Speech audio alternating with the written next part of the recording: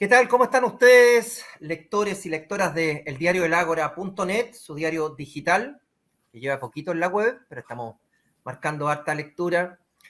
Esta mañana hemos querido invitar, a propósito del año que estamos viviendo, a 50 años precisamente del golpe de Estado cívico-militar, que instauró la dictadura de Augusto Pinochet por 17 años, y durante un periodo en el cual se cometieron innumerables atropellos a los derechos humanos.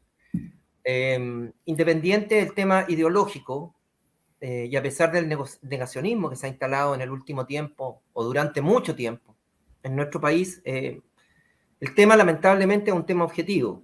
Hay cifras de detenidos desaparecidos, hay cifras de torturados y torturadas, exiliados, relegados, exonerados políticos, etcétera, etcétera, etcétera. Fue una realidad indesmentible, más allá que se intente maquillar desde un punto de vista de la justificación del golpe militar, que Chile estaba absolutamente en crisis, que Allende había llevado al país al borde del abismo, etcétera, etcétera. Nada. Y esa es mi postura, y por eso quisimos estar hoy con un abogado que es un referente en materia de derechos humanos como Nelson Caucoto. Nada puede justificar la violación de los derechos humanos. Nelson, te doy la bienvenida al diario elagora.net. Primero que todo, gracias por la deferencia que has tenido. Sabemos que estáis súper complicado de tiempo, estás llevando causas muy emblemáticas, pero te hiciste unos minutitos para estar con nosotros y con nuestros lectores y lectoras. Hola Marco, buenos días. La verdad es que es un agrado estar contigo y también con los lectores y los seguidores del diario El Ágora, que ha emergido con fuerza en los medios de comunicación, y sobre eso algo podemos decir también. Nelson, ¿cómo recuerdas tú el periodo de los 17 años de la dictadura cívico-militar y cómo te fuiste involucrando en el tema de derechos humanos al punto de ser uno de los rostros y de los abogados de uno de los nombres más importantes precisamente en la defensa de los derechos humanos? Mira, no sé si tú decías un referente, sí. Lo que ocurre es que yo marco una singularidad, que yo llevo 47 años vinculado a la misma temática, entonces puedo decir con propiedad que se me ha ido la vida en esta lucha tan larga y acompañando a tanta gente. Bueno, tú me dices cómo recuerdo los 17 años.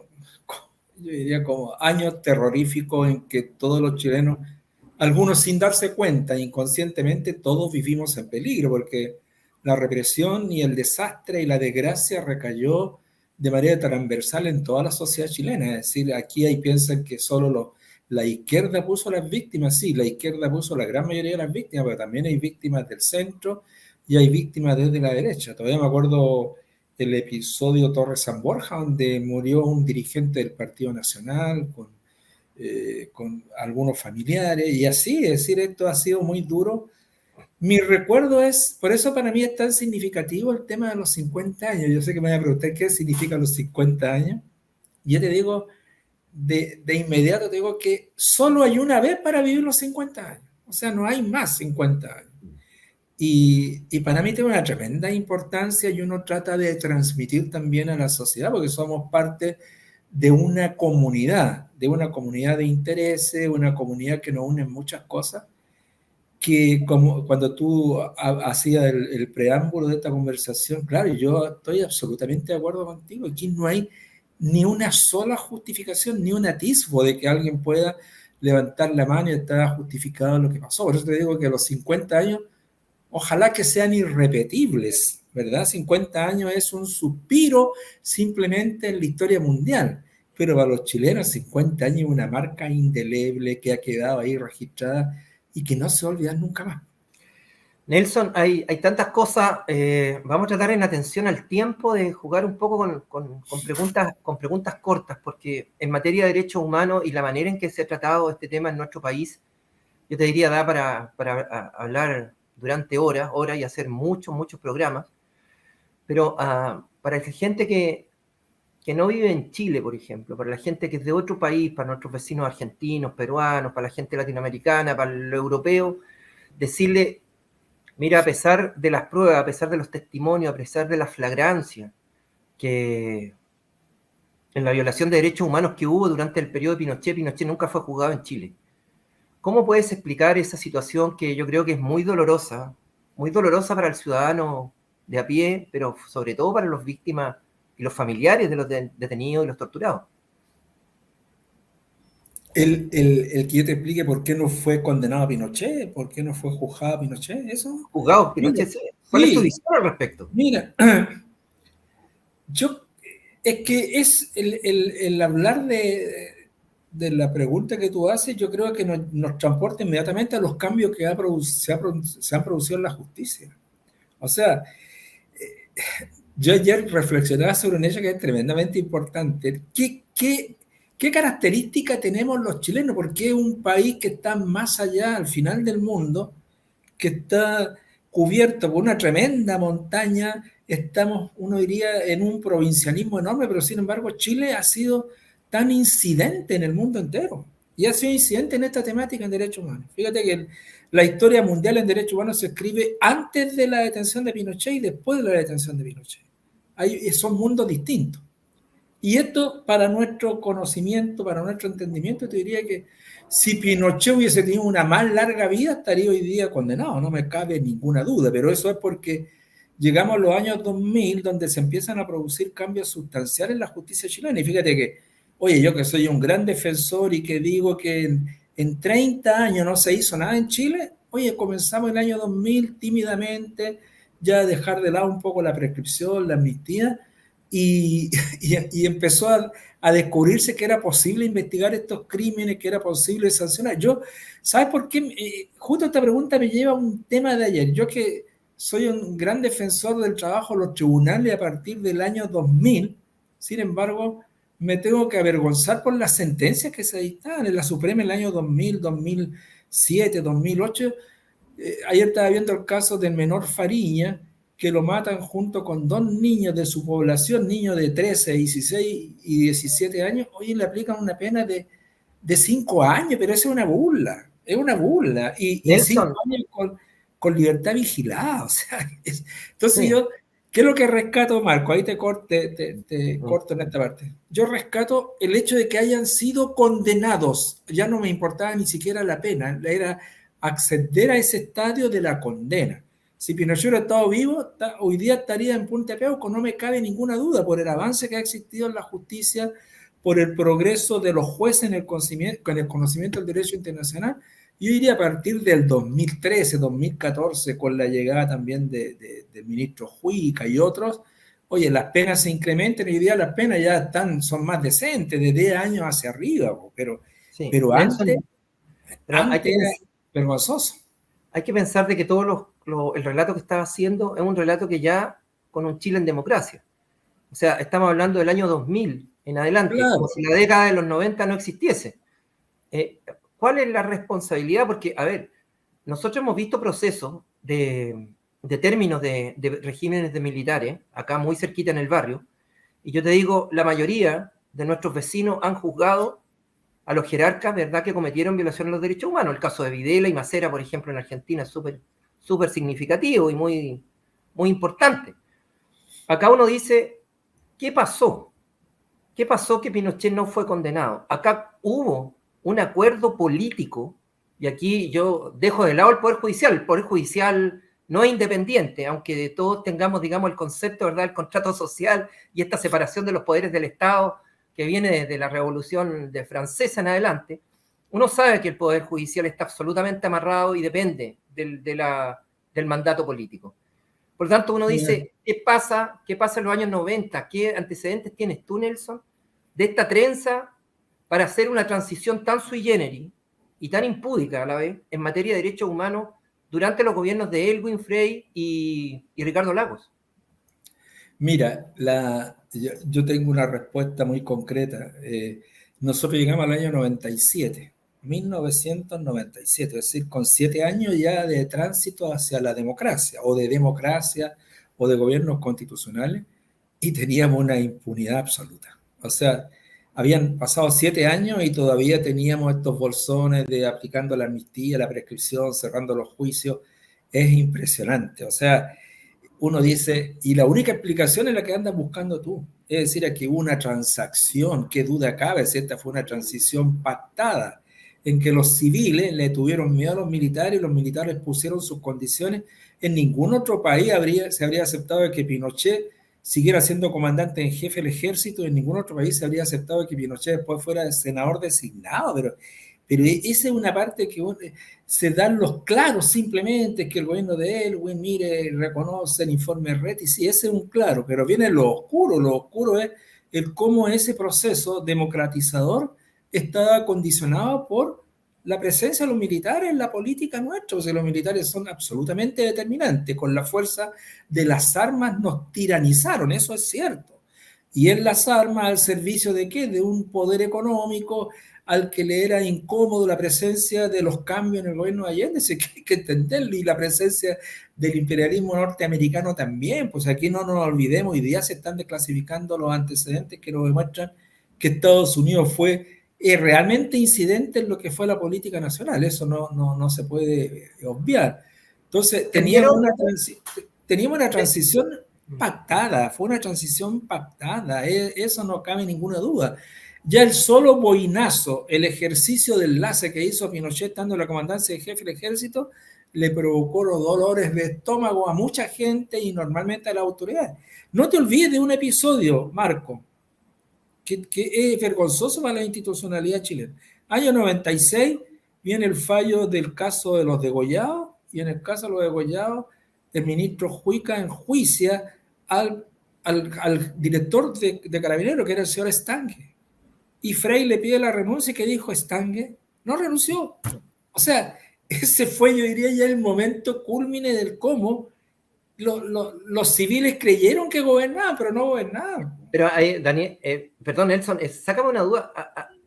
Desde un punto de vista de un análisis político, decir en plena democracia, año 96, 97, que el ejército nuevamente iba a dar un golpe militar, a mí se me ocurre más que nada ciencia ficción. O sea, no habían elementos ni objetivos ni subjetivos para que el país iba a resistir un nuevo golpe militar. No estaba dado el apoyo internacional, sobre todo de Estados Unidos.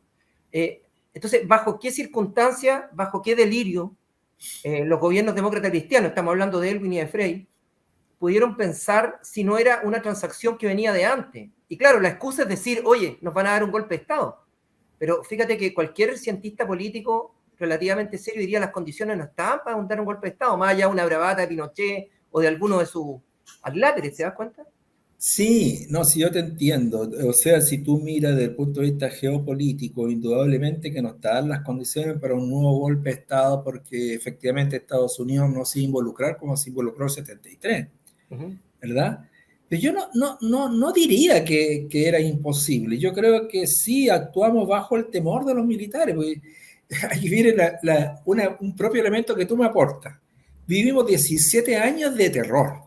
Y esos 17 años de terror marcaron también a la clase política. La clase política, en ese sentido, mira, yo te lo hablo del ámbito nuestro, del ámbito de la lucha por los derechos humanos. Nosotros nos plantearon, oiga, no exijan tanta justicia, confórmese con lo que hay, porque si no se nos viene abajo todo el entramado constitucional. Oye, es cierto, una vez, mira, explícame un poquito eso, porque casi me caigo en la silla.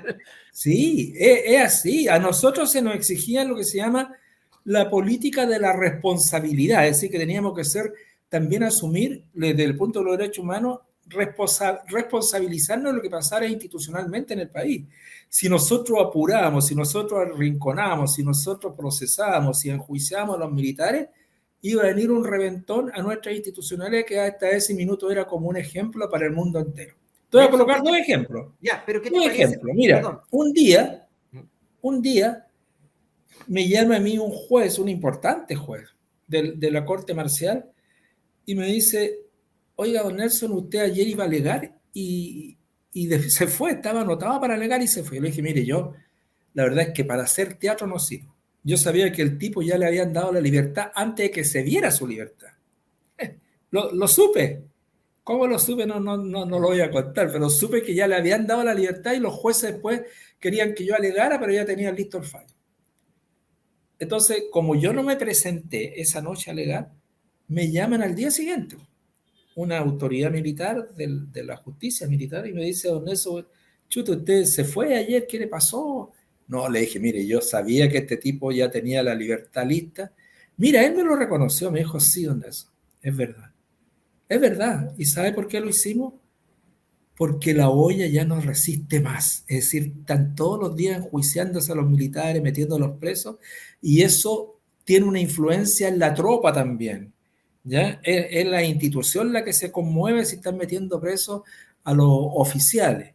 Y eso puede dar lugar, ¿verdad?, a que hay que descomprimir.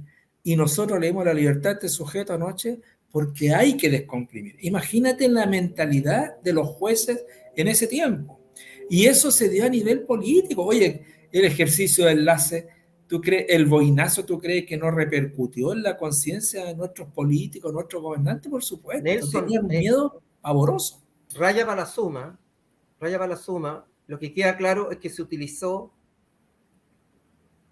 la justicia en materia de derechos humanos como moneda de cambio para una presunta estabilidad institucional y para que Sí, los militares estuvieran tranquilos en los cuarteles. ni O una sea, duda, o sea, ni es una que duda. dan ganas de cerrar el boliche por fuera y apagar la luz. O Bueno, sea, pero, Marco, la inmoralidad de esa transacción no resiste análisis, Nelson. mira, la ¿No te dieron historia ganas en algún momento de agarrar tu cartón de abogado, romperlo y decir, me dedico a otra cosa porque esta cuestión no funciona así? Las es instituciones no que, funcionan así. mira, Marco, has dado en el centro de lo que marca el carácter de ser abogado de los derechos humanos. Y hay un ejemplo histórico. La Vicaría perdió 10.000 recursos de amparo. 10.000. Hoy anda viendo la suma, lo que significan 10.000 escritos que te lo rechazan, te lo rechazan, te lo rechazan. Tú dices, bueno, o sea, la Vicaría no debió presentar más recursos de amparo. No, pues siguió presentando recursos de amparo. El 10.001 también se lo rechazaban, el 10.002, etcétera. Pero la lucha es así. Tú sabes que a la larga la verdad tiene que triunfar. La verdad tiene que salir desde el fondo de la tierra, pero tiene que surgir esa verdad. Y eso, para un abogado de derechos humanos, en eso se distingue a un economista, a un ingeniero comercial, porque el ingeniero comercial, después del balance del año, dirá cuánto hay en el haber y cuánto en el debe. Si el debe es mayor que el haber, cierra el negocio. Así es. Nosotros vivimos con el debe siempre superando el haber, siempre, pero con la mente y la expectativa y el optimismo de que algún día esto va a resultar y se va a dar vuelta. Y por eso digo, si Pinochet hoy día estuviera vivo, estaría condenado y en Punta Peuco.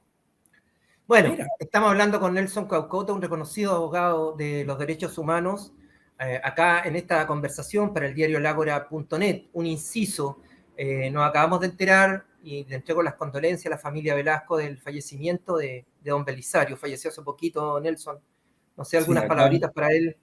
No, me acabo de enterar, bueno, si no me equivoco, una de las personalidades también que firmó la Carta de los 13, los demócratas cristianos que fueron a la Moneda a manifestar su protesta en contra del golpe militar, y esas personas se merecen, oye, todos los Sí. reconocimientos más allá de la gestión gubernamental de Belisario Velasco. Pero siempre lo tuve como una persona muy, muy consecuente con sus principios, sus ideas, y si está en la lista de los 13, para mí me merece todo mi Todos los reconocimiento. respetos. Sí, Mira, entremos a dos cositas que yo creo que siguen. Bueno, el tema de derechos humanos, insisto, acá es un incordio y una herida abierta que no se va a sanar porque no hay justicia y yo creo que va a ser una cuestión ad eternum, creo. Pero hay dos cosas que uno cuando habla de la dictadura de Pinochet siempre olvida a los cómplices civiles de Pinochet. Siempre decimos, sí, los milicos, que la Fuerza Aérea, que los marinos, que los golpistas, que los carabineros, que Mendoza. Pero ¿qué pasa con el llamado, digamos, de todos los civiles que no solamente potenciaron la dictadura, cambiaron los paradigmas del modelo económico y además le prestaron un apoyo constitucional, le dieron una cierta legitimidad legal al gobierno y a la dictadura del genocida? Son 50 años del golpe militar, Nelson, y uno se encuentra que en un activo militante de la dictadura, un hombre que estaba al lado de Pinochet en muchas de las determinaciones, como Juan Antonio Coloma, preside el Senado. ¿Qué te genera hechos como estos que parecen tan aberrantes? sí, mira, tú apuntas a un hecho que es muy significativo también, a la participación de los civiles. Se ha incrementado esto de la denominación de una dictadura cívico-militar porque hay que darle Exactamente. su espacio al papel de los civiles. Fueron determinantes los civiles, fueron determinantes. Es decir, sin los civiles no habríamos tenido el sistema económico que imperó en Chile. Los militares eran incapaces de generar ellos un programa de gobierno. Ellos simplemente pusieron la fuerza para implementar un sistema de gobierno y económico que en otras democracias no habría sido posible desarrollar. O sea, partamos de la base que este milagro económico de la dictadura es a base de la sangre de los chilenos, es a base del sufrimiento de los chilenos. Entonces uno dice, vayámonos a Argentina, ¿no? Hay un señor Milei que ofrece casi lo mismo, es decir, llegar a grande éxito económico, pero no importa cómo se echan abajo todas las conquistas del pueblo argentino, las conquistas sociales, etcétera, etcétera. A él no le importa nada. Aquí a la dictadura no le importó nada. El programa de Friedman debiera haberlo impuesto en Estados Unidos, en Inglaterra, y habría sido imposible, ¿verdad? Porque el sistema democrático no resiste aquello. Mira, hay un caso que es emblemático para ver Yo un día dije algo y que me llamó la atención que fuera titular en un medio que me llamó la atención porque a ellos les llamó la atención. Yo dije, en Paine, que es una zona para mí muy, muy emblemática, porque a 40 kilómetros de Santiago, Paine tiene un microclima especial. O sea, Paine no debiera ser conocido por las sandías de Paine, debería ser conocido por el holocausto interior que hubo. Es decir, ya se sabe que es la localidad que en relación a su población aporta la mayor cantidad de víctimas en Chile. Son 70 personas que fueron, ¿verdad?, violentadas en su derecho a desaparecer o ejecutar. Y yo un día en una entrevista digo algo que para el periodista le llamó la atención a que yo dije, en Paine, sin los civiles, los militares no habrían sabido qué hacer. Mira lo que estoy diciendo. Sin los civiles, si fueron los civiles los que hicieron las nóminas para que actuaran los militares, ¿qué tenían que ver los militares en la zona de Paine persiguiendo, reprimiendo y matando a campesinos inocentes? Oye, era porque los civiles le pasaron las listas, porque los civiles influyeron entonces en la represión, en la muerte y la ejecución. Sin los civiles en Paine no habríamos tenido ese holocausto interior que hubo en esa localidad. Uno asocia a Paine al apellido Kast. Hay pruebas, digamos, de que la familia Kast estuvo involucrada en pruebas fehacientes, me Mira, refiero. hay un caso, sí, hay un caso que se llama el caso Coyhaique, la matanza de Coyhaique, que son 5 campesinos de un asentamiento, porque en Paine operó, yo no sé, hay una película que es muy similar a esto, que se llama Mississippi en llamas. Mississippi es una tremenda película de Mississippi, donde se ve que se persigue a los negros, unas patrullas que salían en las noches del Ku Klux Klan a detener negros, a matarlos, quemarlos, etc. Yo creo que en Paine hubo algo de eso. Pero las patrullas estaban compuestas por los civiles. Los civiles, oye, incluso algunos vestidos de carabineros. Los civiles se instalaron en la comisaría de Paine. Muchos civiles, transportistas, gente dueña de la tierra, latifundistas, algunos que habían sido afectados por la reforma agraria, todos se unieron en torno a la comisaría de Paine. Pero eran más los civiles que los carabineros en la localidad. Y convivían dentro de la comisaría. Entonces, oye, se hacía un asado y en la noche a alguien se le ocurría, vamos a tal parte. Iba la patrulla con 20, 30 vehículos de civiles y un vehículo de carabineros. Y los civiles mandaban en Paine. Entonces, entre esos civiles, el caso Coyhaique, oye, 2 o 3 de la mañana tenían 5 campesinos detenidos en la comisaría y dijeron, a esto hay que irlo a liquidar. Hice una caravana inmensa de civiles con un vehículo de carabineros y los fueron a matar a Coyhaique, una localidad cercana de Paine, y ahí los fusilaron, con la mala suerte de ellos de que uno quedó vivo. El colorín de Paine, Alejandro Bustos. Bueno, el colorín en su declaración dice también iban los Kass, que eran los dueños del Bavaria, ¿verdad? Bueno, nombra a todos los civiles, entonces si nombra a 40 civiles potentados de Paine, indudablemente que entre esos está involucrado alguno de los Kass, no el candidato presidencial, pero él habla de un señor Kass. Y bueno, es una historia dentro de Paine o el apoyo, la colaboración o la participación, pero hoy día hay que decir, nunca ha habido procesado un caso en Paine, en los casos de Paine, nunca ha caído procesado alguno de ellos, pero es Vox Populi que se los menciona, como se menciona, bueno, a tantas personas que son gente con algún poder territorial en la localidad de Paine.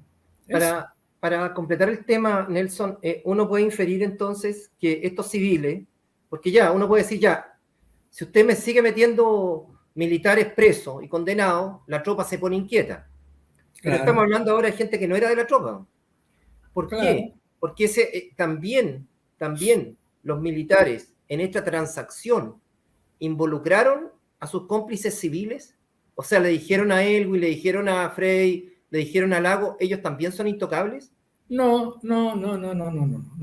Fíjate que tú hablabas del tema, bueno, el primer caso donde hay un civil condenado es Paine. Un señor que se llama Juan Francisco Luxoro. Es el primer civil. Y lo condenaron no el 90 ni el 80, no, el año 2018, 2000. En ese año recién se condenó al primer civil. Primer civil, o sea, una vergüenza enorme. Pero los militares jamás se involucraron a los civiles, salvo que nos prestaban los vehículos, nos prestaban algún camión, etcétera, pero ellos nunca involucraron a los civiles pero como firmaban los artífice de la decretos. represión. Pero firmaban los decretos, Nelson. O sea, Harpa, No, García. estamos hablando de otros civiles, sí, eso sí, bueno, O sea, en cuanto yo a autoridad. me refiero a los jerarcas que estaban de Claro, civil, claro. digamos, No, avalando desde un punto de vista legal el artículo 24 transitorio, etcétera, etcétera, todas las atrocidades que cometían y después estaban respaldados, sí, ¿verdad? Porque claro, acá la ley dice esto, el artículo tanto, nosotros no estamos cometiendo nada. Entonces, me sí, refiero a esos civiles, a estos sí, tipos, digamos, que han tenido continuidad incluso en la vida política pública. claro, pero hay, claro, uno hoy día mira la historia y se da cuenta que todos esos civiles deben estar presos, debían haber sido condenados. Yo antes te hablé de la vicaría, más de 10.000 recursos de amparo. Oye, eso, 10.000 recursos de amparo rechazados porque un civil que está en el Ministerio de Interior o un subsecretario de Interior dijo que esta persona no estaba detenida, por lo tanto la Corte rechazaba los recursos de amparo. Ese civil tiene participación, sin lugar a duda, sin lugar a duda. Esos ministros de Interior, bueno, yo no sé si estarán desaparecidos. Me estoy acordando del señor Benavides, el señor Sergio Fernández, que decían que una persona no está detenida y por lo tanto la Corte con eso rechazaba los recursos. Y esto, mira, hay un capítulo en eso que es muy cortito. ¿Sabes tú lo que significaba para alguien que le rechazaban un recurso de amparo? Imagínate Londres 38, donde habían 50 o 100 detenidos. Oye, esos detenidos eran conocidos por los guardias, porque convivían ahí mismo. Si Londres 38 eran un salón grande donde estaban todos los detenidos ahí en el suelo y los guardias que andaban custodiando, de repente se establecían relaciones, conversaciones. Imagínate que un guardia decía a Marco, oye, así que tu familia presentó un recurso de amparo. Sí, presentaba un recurso de amparo. Y después el mismo guardia te decía, rechazaban el recurso. ¿Qué hay que hacer ahora? Imagínate la disponibilidad que tenía esa gente respecto al detenido. O sea, ese detenido quedaba expuesto a que hicieran lo que quisieran, porque la justicia había dicho que tú no estabas detenido. Y ahí te hacían desaparecer. Entonces, es muy grave cada rechazo a un recurso de amparo, porque significó la muerte de mucha gente. Muy grave. Mira, Porque el Estado dejó de protegerlo. Recuerdo el caso de Francisco Javier Cuadra, que tuvo que irse de Chile, producto de unas propias declaraciones que entregó al diario El Mercurio en una entrevista, yo todavía recuerdo. O sea, Cuadra sí, ¿por qué los demás no? No, bueno, ahí hay un aspecto en el cual estamos en una tremenda deuda. Yo ahí, tú antes colocabas ejemplos de Argentina, que Argentina, bueno, juzgó a los jerarcas, y yo por supuesto felicito a los argentinos, pero ¿qué hicieron los argentinos después de juzgar a los jerarcas? O sea, después anularon las leyes, ley de punto final, hubo una serie de procesos de impunidad mayor que los que hay en Chile. Menem puso ley de punto final. Claro, en Argentina, bueno, en esa parte han sido ellos un poco más desarrollados en cuanto dicen hay que perseguir a los civiles, a los que prestaron el apoyo económico, a los que prestaron los camiones, a los banqueros que estuvieron detrás de todas estas represiones. Ahí yo creo que ese es un aspecto que aquí en Chile ya se nos pasó. Ya ya esos responsables probablemente la impunidad biológica ya se los llevó simplemente. Si uno sigue un poco el razonamiento de Jacques Lacan, que habla de la realidad en un plano simbólico, que es muy importante el plano simbólico, yo te digo, a lo mejor no tiene un efecto muy importante desde el punto de vista jurídico.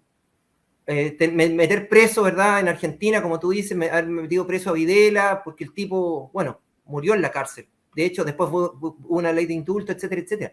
Pero simbólicamente, ver a los perpetradores de estos derechos, de la violación a los derechos humanos, a sus cómplices, verlos presos, yo te digo, es súper importante. Claro. Y aquí hay un símbolo que se ha mantenido, y aquí pasa otro tema, Nelson, que tiene que ver con Punta Peuco. Tú antes dijiste, si Pinochet estuviera vivo, lo más probable es que estaría en Punta Peuco. ¿Por qué Punta Peuco? ¿Por qué crear cárceles ad hoc a violadores de derechos humanos que son delincuentes en definitiva? Está el Sí. penal Cordillera, Punta Peuco sigue activo, y simbólicamente eso igual es un atentado en contra de la legislación vigente. Claro, ni un lugar a duda. Yo creo que lo que más repele, lo que más uno repudia de Punta Peuco es el grado de privilegio que significa la existencia de una cárcel para militares y violadores de los derechos humanos. Y eso, más aún, porque es bueno que la sociedad lo sepa, cómo viven los presos comunes. O sea, a veces se hacen reportajes, pero no es una cosa vivencial de todos los días que la gente sepa cómo viven, cuál es la situación de vulnerabilidad en las cárceles chilenas. O sea, si uno cae a la cárcel, si cae a la penitenciaría, Santiago 1, oye, Dios te libre de tu propia virilidad. Dios te libre de tus bienes, de tus cosas y hasta de tu virilidad. O sea, la situación de vulnerabilidad, cómo vive la gente, qué pasa en el invierno, que hay sujetos que no pueden, que viven casi a la intemperie, mojados completamente, que no tienen ninguna condición de vida digna al interior del penal. En cambio, los otros caballeros sí lo tienen. Pues entonces te digo, desde el punto de vista del privilegio que significa tener cárceles especiales, sin lugar a dudas estoy de acuerdo con que es aborrecible y debieran desaparecer, porque además la Constitución establece la igualdad ante la ley. Todos son delincuentes ante la ley y los delincuentes tienen que ser tratados de la misma manera. Ahora, con grado de dignidad, sí, pues si el ser delincuente no significa que pierden su dignidad como seres humanos. Pero no hagamos estas distinciones tan ostensibles, tan odiosas y tan repudiadas, pues si eso está claro. ¿Cómo calificarías tú ese capítulo, verdad, entre la expresidenta Bachelet y su ministro de Justicia? Según Bachelet, ella dio la orden, el ministro le dijo que no. Parece una situación bastante cantinflesca, por decirlo menos, ¿no? Sí, ¿Tú crees que hubo voluntad realmente del gobierno de Bachelet de cerrar Punta Peuco? Bueno, ella lo manifiesta que sí y firmó el decreto. Eso sí existió. Lo que ocurre es que lo hizo tarde, ¿no? O sea, no puede hacer una cuestión del casi al terminar el periodo, Exacto. porque si no se habría manifestado un conflicto. Jaime Campos fue compañero de curso mío, entonces le tengo alguna estima a Jaime Campos, como compañero, etcétera, pero él arguye una situación desde el punto de vista legal. No, eso no quedó resuelto, había alguna implicancia de carácter legal. Yo creo que la implicancia fue más la premura, hacer todo a última hora. Eso a mí no me pareció acorde, porque debía haberlo hecho mucho antes, con 1 mes, 2 meses de anticipación, para que quedara claramente dónde está el conflicto entre ella y su ministro de Justicia y se resuelve, y se cierra. Pero el campo dice, no, oye, a un día de término del gobierno me dice que yo cierre Punta Peuco, Claro. que firme el decreto, no lo voy a firmar. Eso... Es sospechosa la situación, ¿eh? Sí, Muy sin lugar a sospechosa. duda, sin lugar a duda. Bueno, yo creo que acá la clase política ligada a la concertación y a la nueva mayoría tiene una deuda espantosa. Y yo difiero un pelito de tu análisis cuando dice la clase política está muy nerviosa con estas sonadas militares y estas amenazas de boinazo y ejercicios de enlace. Yo creo que acá la transacción, Nelson, fue económica. Para mí no me cabe ninguna duda. O sea, ustedes participen ahora del modelo, ¿verdad? Le dejamos la mesa servida y ustedes van a tener el privilegio, entre comillas, ¿verdad? De ahora, digamos, disfrutar de toda la cosecha que hizo la dictadura con este cambio de modelo económico. porque Claro, no. de otra manera no se explica, digamos, que empresas chilenas, por ejemplo, el caso de Sokimich, empresas chilenas que fueron transferidas a particular entre gallo y medianoche en los últimos años de la dictadura, no se hayan tratado de recuperar, por ejemplo. ¿Te das cuenta? Bueno, Sokimich ha sido caja pagadora de cuántos partidos políticos, entonces hay una cuestión tan turbia ahí que yo no compro nada más que el miedo de los jerarcas de la concertación por un nuevo golpe de Estado. Yo creo que hay otras cuestiones mucho más de fondo y que son realmente mucho más turbias. Pareciera ser que la experiencia te da la razón en el análisis que tú haces, porque que haya subsistido el mismo esquema económico que dejó la dictadura me parece extrañísimo. Que no se haya investigado a fondo lo que fueron, ¿verdad?, el traspaso de las empresas públicas al sector privado también me parece a mí muy sospechoso. Sí, ¿Ya? hay un libro de Amalia Olivia Alguna vez yo Monge. escuchaba, leí un análisis de los abogados Bocelani y de Briones, que son demócratas cristianos, pero me parecía correcto. Ellos decían, hay que expropiar Soquimich. Hay que expropiar Soquimich y por una sola razón, porque le han hecho tanto daño a la institucionalidad política que pervirtieron todo. Es decir, en la medida que ponen plata para ellos manejar a un Congreso, eso es una perversión que no se puede perdonar y eso implica un daño enorme a Chile, a su institución, y yo encontraba toda la razón. Pero, bueno, todas las empresas del Estado fueron entregadas a precio de huevo. O sea, el sector privado se potenció cada vez más. Y es un poder del Estado, el poder de los empresarios es inmenso, es inmenso. Y en Hay eso... algo, yo te digo, llama tanto la atención que muchos ministros, muchos mandatarios, en el caso de la señora Bachelet, ellos también fueron víctimas de violación a los derechos humanos. La señora Toá, el ex senador Letelier, cuántos, digamos, cuyos padres o parientes cercanos fueron asesinados, torturados. Y fíjate que uno no ve en ello, que uno pensaba que iban a ser tal vez los adalides, ¿verdad? De tratar de cambiar este status quo, se han mimetizado y al final forman parte de esta transacción que realmente resulta, a 50 años del golpe de Estado, Nelson, resulta tremendamente obscena, por decirlo de una manera. Nos quedan poquitos minutos, Nelson. ¿Qué esperarías tú del gobierno de Boric en materia de derechos humanos? Mire, yo tengo fe en el gobierno del presidente Boric. Yo soy partidario de Boric, no lo puedo esconder. Eh, hay algo que no tocamos, que es el tema del negacionismo, Sí, Marco. Que en sí. un pocas palabras te voy a decir, hoy día está tan de boga esto de que emerge el negacionismo. Eh, Hoy día escuchaba a alguien que dijo, oiga, pero ¿cómo puede existir una comisión contra la desinformación? Esta comisión que creó el gobierno, que a mí me parece que es vital, que es clave. Porque, ¿qué es lo que es el negacionismo? El negacionismo es celebrar, o sea, en primer lugar, negar todo lo que pasó. Y al negar todo lo que pasó implica de que tú restituyes ciertas figuras como si fueran figuras a las cuales hay que rendirle honores y pleitesía, como el caso de Pinochet y toda la dictadura. Oye, pero yo creo que nosotros, yo te decía, hay un capítulo para los medios de comunicación. ¿Sabe de dónde se nutre, desde mi punto de vista, el negacionismo? Se nutre de la desinformación. Absolutamente de El acuerdo. negacionismo se nutre de la desinformación. Entonces, le he contado a algunos colegas tuyos, le he dicho, mira, en el mes de julio, desde el mundo de los derechos humanos se han metido presos a 60 agentes del Estado, y a más de 60.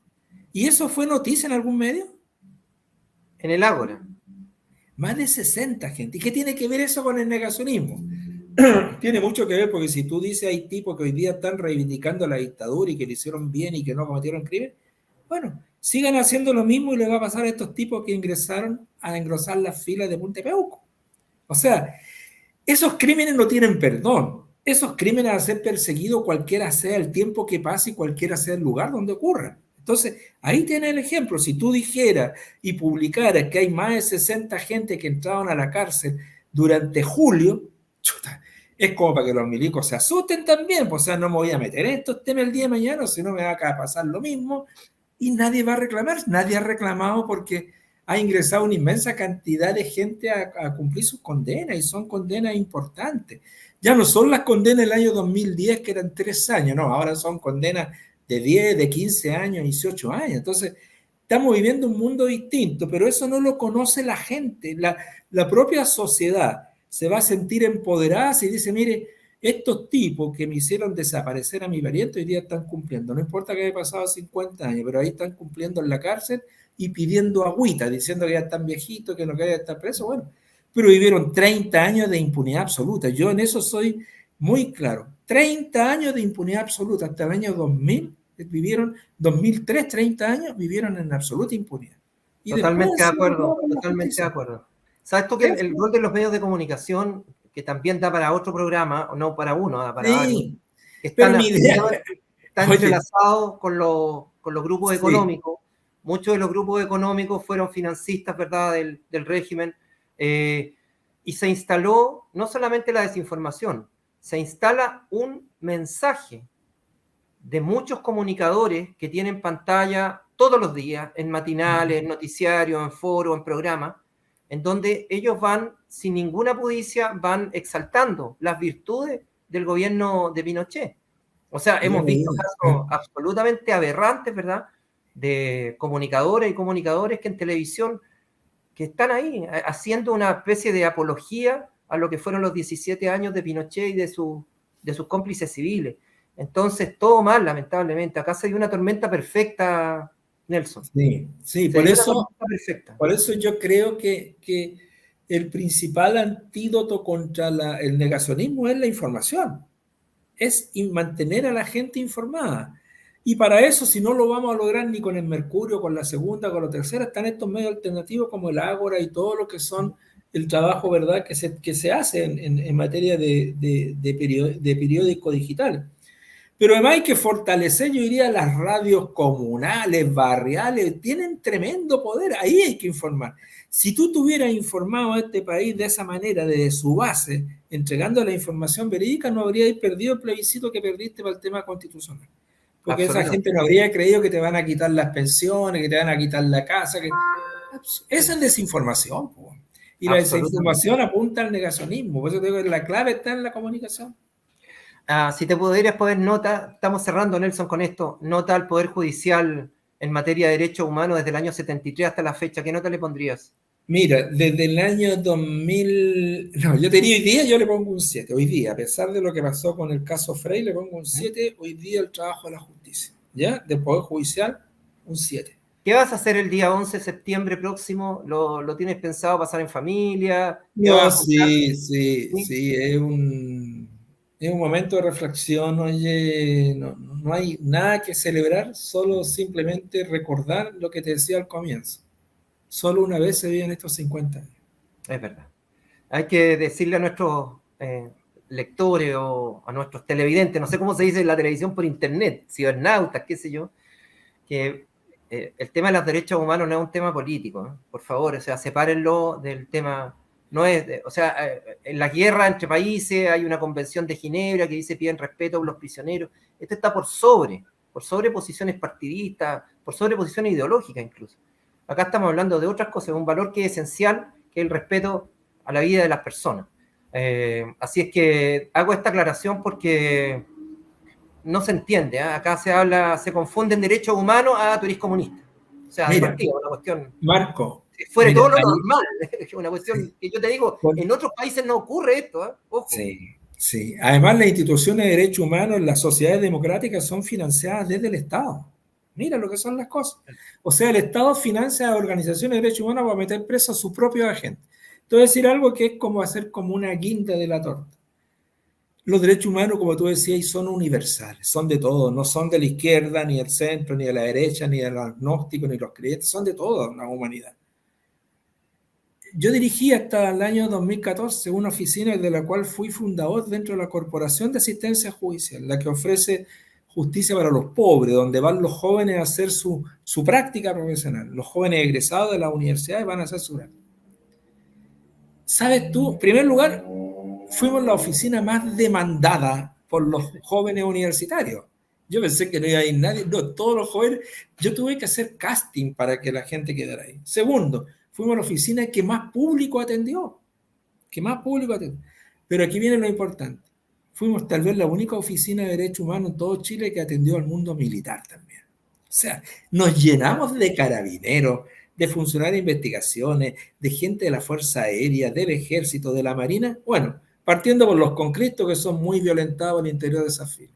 Segundo, porque los funcionarios de la institución armada también son muy vulnerables por sus jefes, por sus instituciones, son muy violentados sus derechos. Entonces, oye, nos llenamos de gente de todo el mundo militar, de la Fuerza Armada, y eso no lo sabe nadie, pero lo hicimos ahí de manera silenciosa, con una tremenda gratificación nuestra, porque ya no éramos los demonios para la institución armada, sino que éramos los que protectores de la gente de la Fuerza Armada. Así que eso no se sabe, es como una primicia, porque hicimos un trabajo, bueno, después nos metimos con los migrantes, también somos gran culpables de que los migrantes ganaran sus causas en los tribunales, pero con Cabroye, yo diría, los jóvenes chilenos, su generosidad, su inteligencia, allí hizo nada, pues, ¿no? A mí me felicitaban los jueces, los ministros de las cortes, bueno, por el trabajo que hacían estos jóvenes, que amaban los derechos humanos. Entonces, la gran diferencia entre la dictadura del 73 y cualquier eventual dictadura del futuro es que ya estamos mejor protegidos. Hay un verdadero batallón de jóvenes defensores de los derechos humanos con mucho conocimiento, y eso gracias a la existencia de esta oficina especializada en derechos humanos de la Corporación de Asistencia Judicial, que ojalá, no sé cómo estará hoy día, ojalá siga haciendo lo que hicimos nosotros en su tiempo. Nelson, te quiero agradecer de verdad. Ojalá también hubiese una cátedra de derechos humanos a nivel de colegio, cátedra obligatoria en la enseñanza media. Sería espectacular. Oye, y contar la historia tal como fue. Sí, tenemos sí. que hacernos cargos todos, todos. Sí. Oye, todos tenemos que hacernos cargos. Y una frase de cliché, yo te digo, claro, es el trabajo de futuro, es una sociedad para fortalecer nuestra cultura en derechos humanos, entender que los derechos humanos son la más humana de todas las disciplinas, los derechos humanos. Sí. Y es la disciplina que apunta a que nos respetemos todos universalmente. Pero tiene algo tan significativo como que el informe Reti dejó ciertas instrucciones, sugerencias que nunca se han aplicado. El llevar a la educación formal la enseñanza de los derechos humanos, partiendo desde la más tierna infancia, oye, desde el jardín infantil, enseñarle al niñito, a la niñita, de que el gordito no tiene por qué ser diferente a ti, que el negrito no tiene por qué ser diferente a ti, que tiene que respetarlo, que el niñito que entiende menos las cosas igual es un semejante igual que tú, que se quieran desde chico, que se respeten desde chico, desde la más tierna infancia, que sea derechos humanos. Y para que te digo, oiga, hay que enseñar derechos humanos en la universidad, en los colegios, en las instituciones armadas, en las instituciones, ¿verdad?, de orden público, seguridad. Todos debiéramos tener un baño en conocimiento de los derechos humanos para que... Y mis alumnos se reían cuando yo les decía, mire, si usted va en una marcha estudiantil y esa marcha estudiantil responde a los cánones de una manifestación pacífica, los carabineros que asoman por ahí, esos carabineros, usted tiene que decirle, carabinero, usted tiene que protegerme, porque yo estoy ejerciendo un derecho constitucional. Y usted, de acuerdo a la Constitución, está al servicio del ser humano, al servicio mío. Así que protéjame, carabinero, no me reprima. Ese es el lenguaje que tenemos, es el lenguaje que tenemos que cultivar, dimensionar y promover. Eso suena a una utopía, por lo menos hasta ahora en este país suena una utopía. Uno pensó que iba a cambiar con la vuelta a la democracia y todo, pero bueno, ha sido todo tan maquillado. Te termino con una frase de Galeano a propósito de la utopía. Yo creo que el derecho a soñar no es un derecho humano, pero sin embargo es el único derecho que le da sentido a todos los otros derechos humanos. Así que soñemos con esa utopía. Soñemos. Nelson Caucoto, abogado y referente de la defensa de los derechos humanos en este país, te quiero agradecer nuevamente la gentileza con elagora.net y esperemos que la situación vaya cambiando, que haya más toma de conciencia y que el negacionismo paulatinamente vaya quedando como una mala mueca nada más en la historia de este país. Un gran abrazo, Nelson, que esté muy bien. Igual a ti, Marco.